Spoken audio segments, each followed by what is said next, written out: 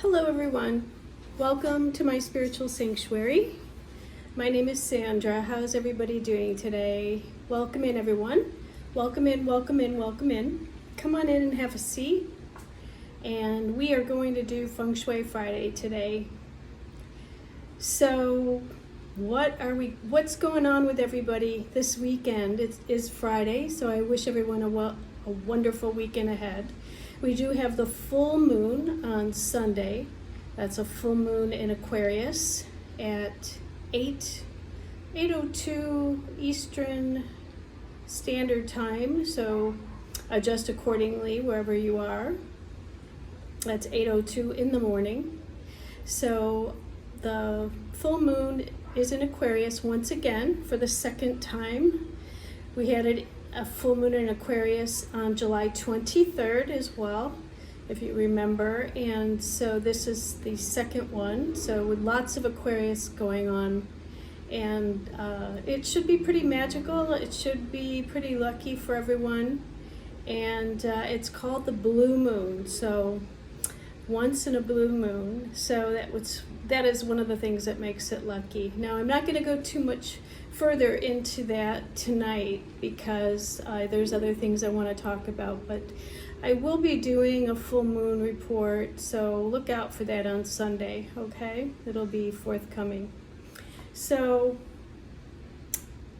what we're going to talk about today is the I Ching. And if you have been with me before on my channel, you know that I subscribe to the I Ching a lot, and I talk about it a lot, and I practice it and have been practicing using the I Ching for about, I would say 25 years. So it's been a part of my life for a long time.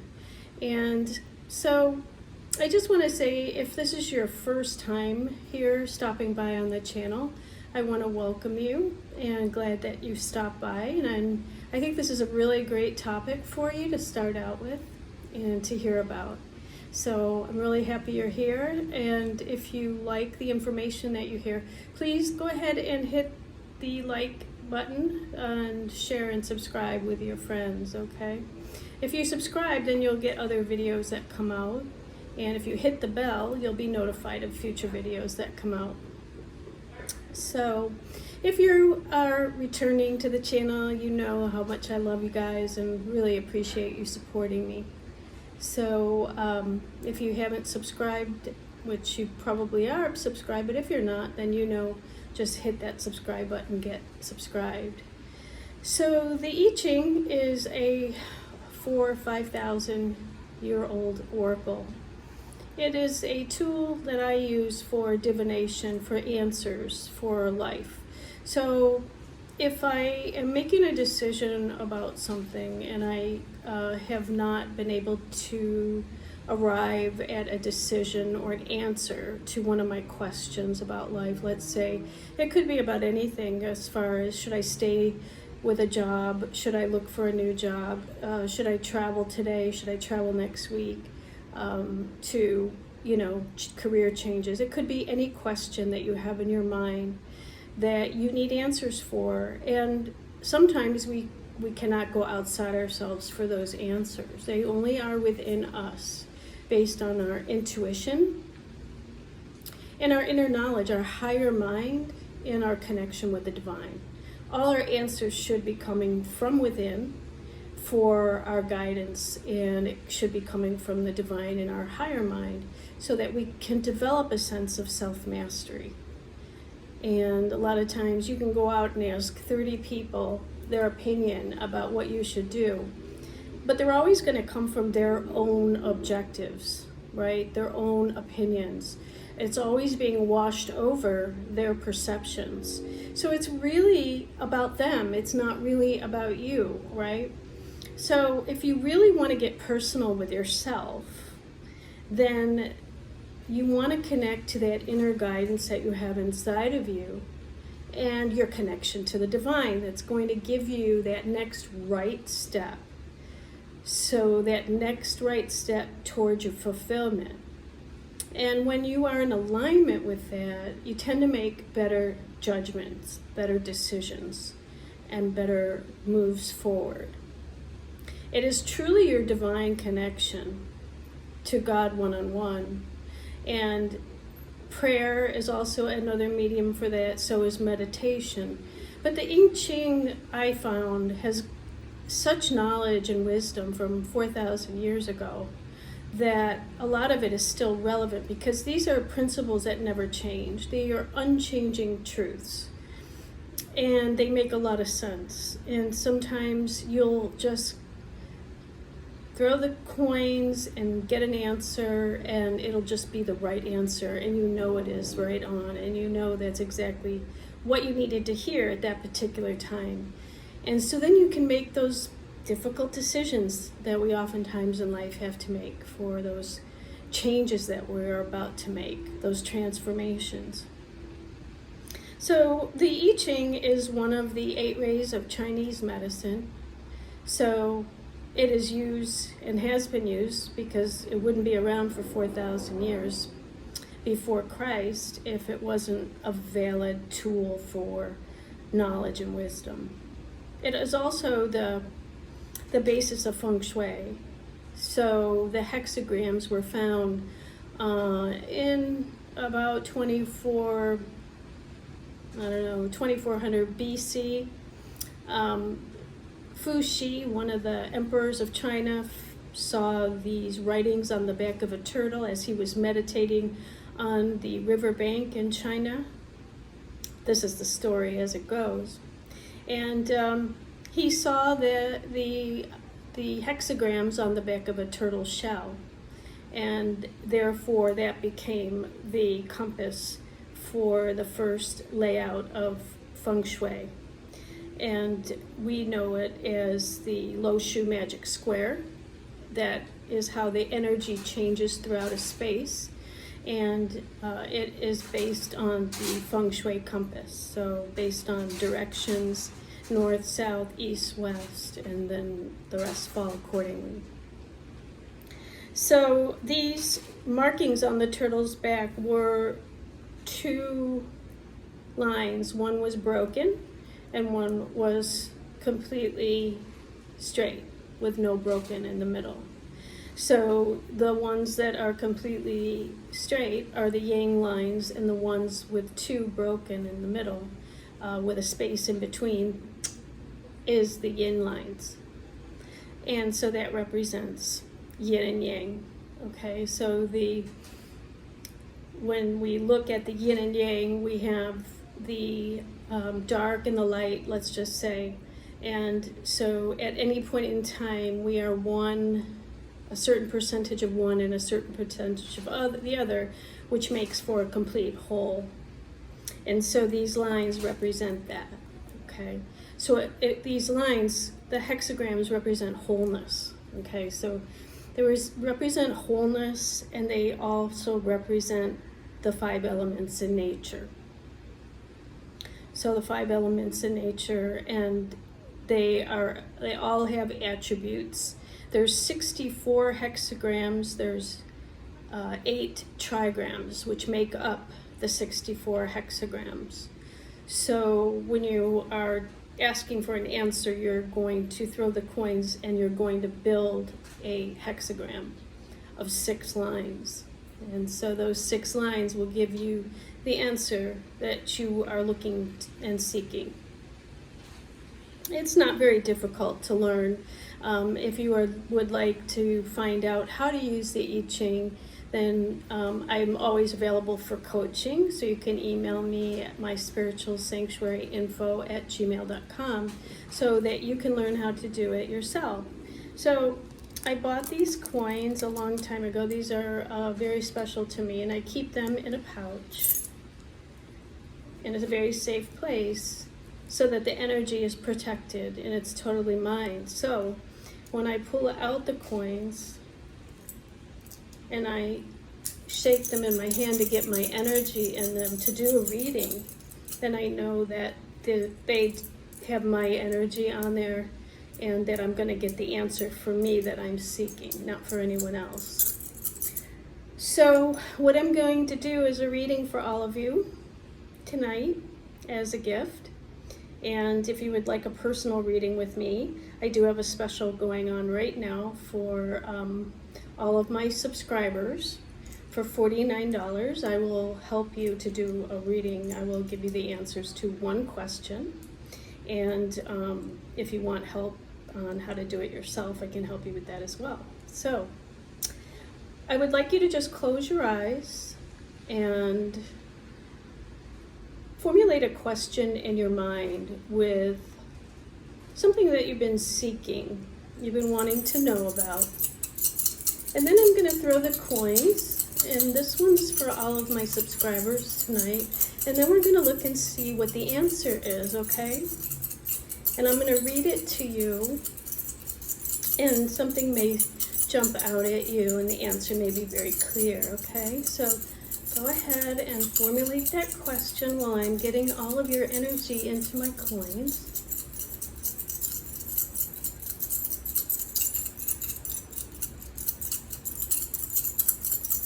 Okay.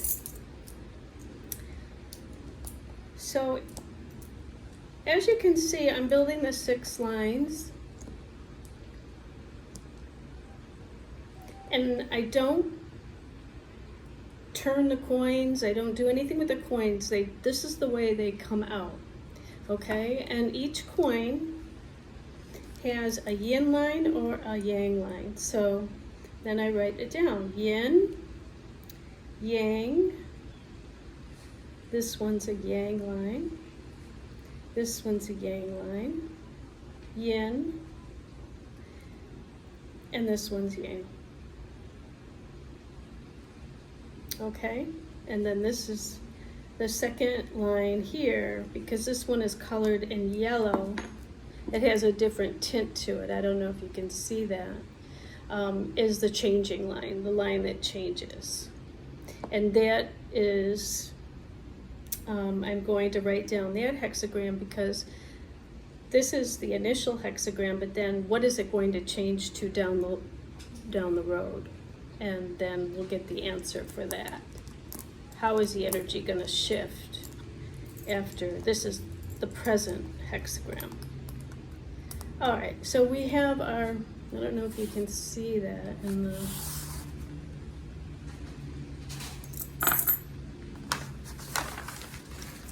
those are our lines. Yin, yang, yang, and yang, yin, yang, right? Okay. So now we look in the I Ching book, because I don't have them memorized. You don't need to memorize. There is a chart. That's the chart, okay?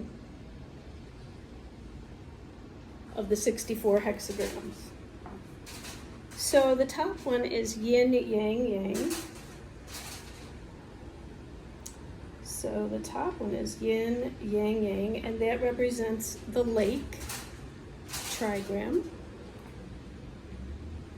And then underneath that one we have yang, yin, yang.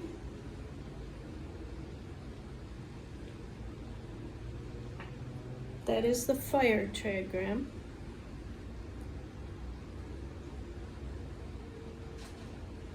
And when we put the two together, we get hexagram 49.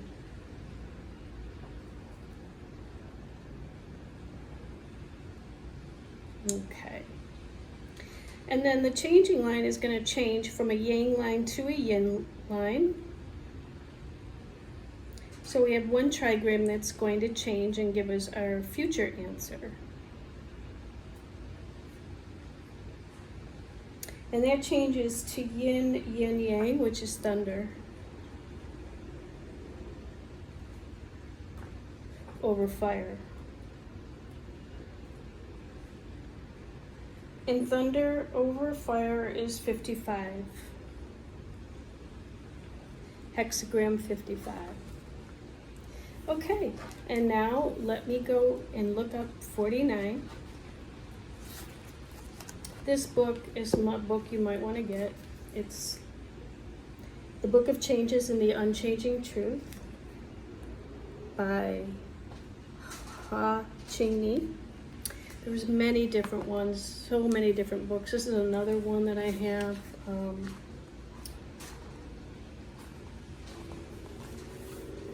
I like this one. It's by Carol Anthony and Hannah Moog, called The I Ching, The Cosmic Way. It goes into a little bit of different descriptions, and then I have this one from one of my Feng Shui teachers, Roger Green, called the I Ching workbook. There is an I Ching workbook that you can buy as well, and I don't have that here with me, but I also suggest that one as well for all your divination. But this one is the one I'm going to use today, 49, because this is my kind of my one that I go through. I have it totally marked up and all kinds of notes in it from years of divination.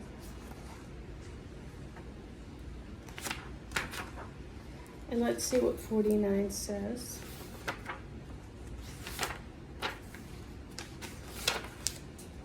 The answer to your question is revolution, reformation. Revolution, reformation. And your guidance is: a successful revolution is a matter of proper timing and correct implementation. Only when the goal is just and carefully approved can a righteous and beneficial revolution be achieved.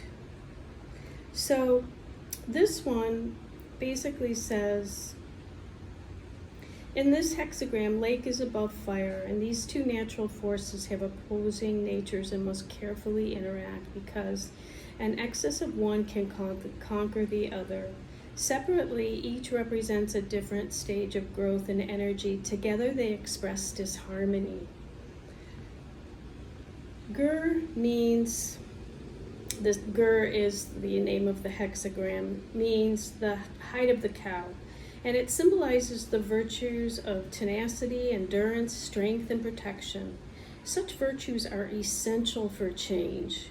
In family relationships, the upper trigram represents a young girl and the lower trigram represents a woman. When disharmony and contradiction exist, then improvement or reform becomes necessary. Fire also indicates summer, and lake indicates autumn, during the transition from summer to autumn, which we're in right now. The cycle of yang energy is gradually being replaced by yin energy. In the 5 elemental energy phases, lake belongs to the phase of metal. When these two energies interact, the heat from the fire causes the metal to be reformed. Furthermore, fire signifies sunshine, and lake indicates westwardness, which implies the rotation of the earth and the alternation of day and night. The ancients understood this energy arrangement as revolution, reformation, change, or the reshaping of things. Revolution can also be an expression of replacement or transformation. The process of revolution can be one of continuous renewal and refreshing change. However, in worldly life, revolution often manifests as rebellion. On a deeper level, revolution refers to self-development or evolution towards maturity.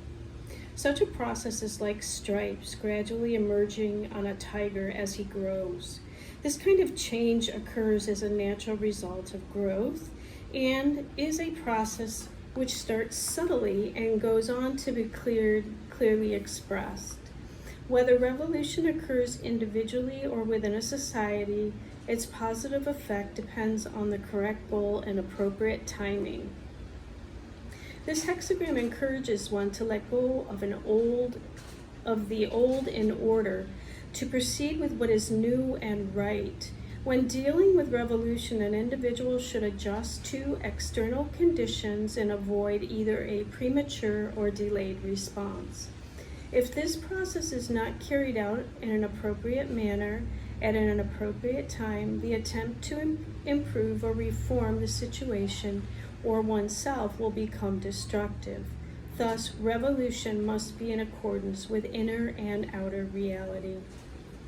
And it goes on to say, one must independently determine what is undesirable in one's life and then decide if one is willing to change. If not, the difficulty may be an obstacle that can affect one's future and perhaps destroy happiness and good fortune. Many people spend a lot of time and energy trying to help others before putting their own lives in order. Likewise, some nations are aggressive and meddlesome in the affairs of other countries, but are unable to hold their own country together due to internal conflict.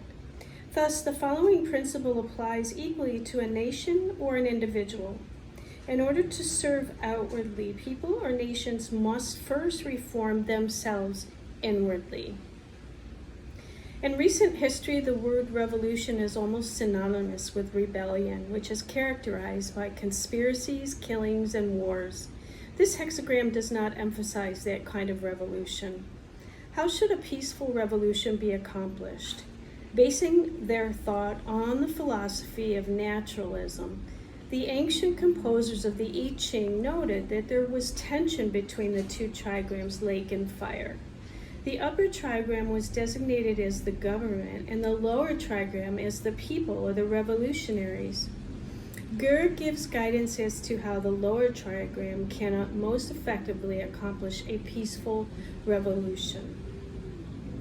The fourth line is the minister or premier, one who is the one responsible for the ineffective administration and who becomes the object of the revolution. Although the entire society is involved, a revolution always needs the power of a single individual to start it and to successfully carry it to completion. So, there is no suggestion of war in these lines. A peaceful revolution can only save many lives, but can sometimes avoid the destruction of an entire nation. So that is the kind of the meat of the hexagram. Of course, you can go online and look up hexagram 49 and see what else comes up for you. The changing line here is going to be 1, 2, 3, 4. It's actually line 5. And that says, this is a great change that can be seen by all. Even before making a divination, this change can be trusted. It is clear and obvious as the stripes on a tiger. This line represents a great revolutionary matter. Its purpose is just and clear. With this support, a successful revolution can be accomplished. Because its goal is correct, the achievements of reformation are like the stripes on a young tiger, which have fully developed. On a personal level, the fifth line represents the heart and mind, which guide the correct reformation that comes from within and without. So there we have hexagram 49.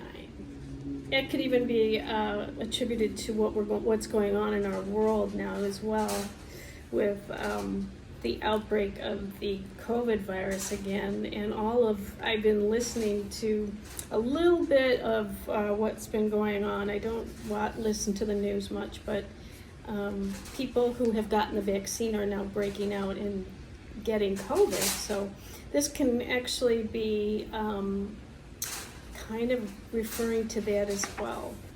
And it's funny because I really, my take on everything is that, here we thought this vaccine was going to be the answer to all our problems. Well, certainly it is not. So that just goes to show us that we are not in charge of what's, we only have control over so much, and the rest is being divinely guided by God. And God is really in charge of who's going to live and who's going to get COVID and die. We aren't, and we can do whatever we want. We can do our utmost best to keep safe, keep our families safe, keep within the guidelines of what they tell us what to do, but ultimately, we're just humans that think we have control, and we don't. So that's my take on it, if that means anything. I just think that following your guidance and what the divine tells you to do every day is going to keep you safe, and going to keep you helping others in the right direction. So, my take on it. So we have a changing line, 55, which means that eventually as we start moving into hexagram 49, it will turn into 55, which is overcapacity.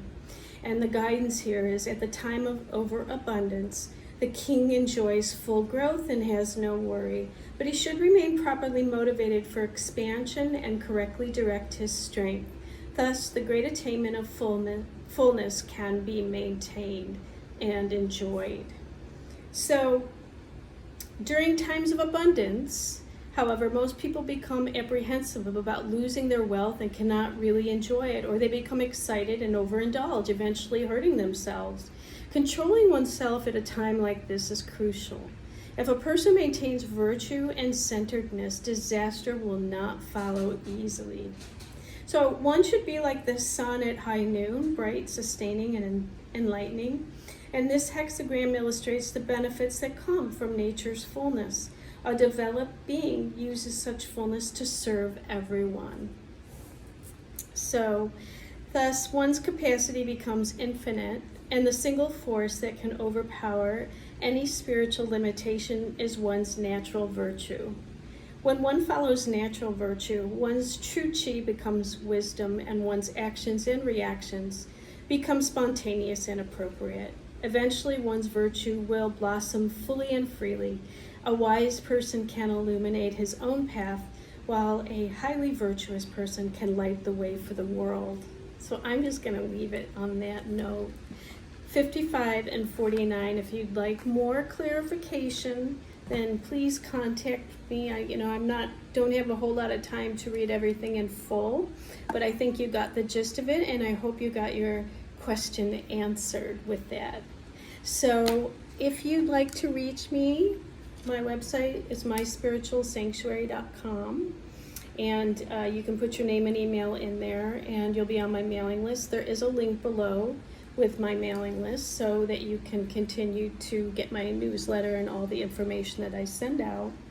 And if you would like a personal reading with the I Ching, then go ahead and email me, myspiritualsanctuaryinfo@gmail.com, and get you in my calendar. So that's all I have for you guys today. I hope that was enlightening. I hope it was helpful, and I hope that you learned something today, and if I can help you with anything else, let me know.